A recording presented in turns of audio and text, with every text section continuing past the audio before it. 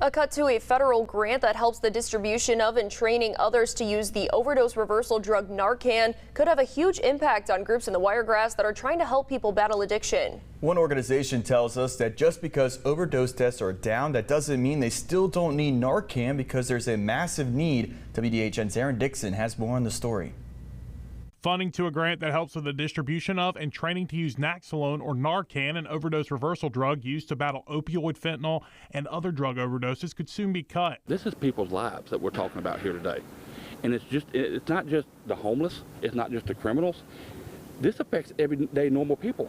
A drug used to save lives by millions of first responders and other organizations across the country on a daily basis. The Trump administration proposed a $56 million cut to the grant, which helps organizations acquire the Narcan from the state, helps with transportation costs, helps with Narcan training, and helps people in the recovery process. We're just trying to make sure that people have a chance to live. In 2024 alone, there were 30,000 fewer overdose deaths, which is down 27% from 2023, which is a dip credited in part to wider Narcan access. Riley says he understands that the percentage of overdose deaths are down, but that doesn't mean you can now take away the funding, because drug overdoses are still a problem. In the past 2 weeks that I know of, we have had 3 overdoses.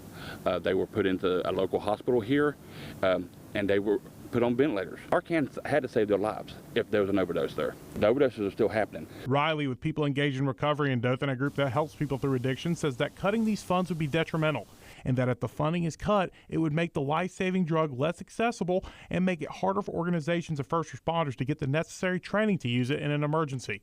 A training that seems scary at first, but is necessary for saving lives. There's nothing to be scared of. Narcan will not affect someone if they're not overdosing. If there's an actual overdose, it will help bring that person back. It will open up their respiratory system for them so they can breathe again.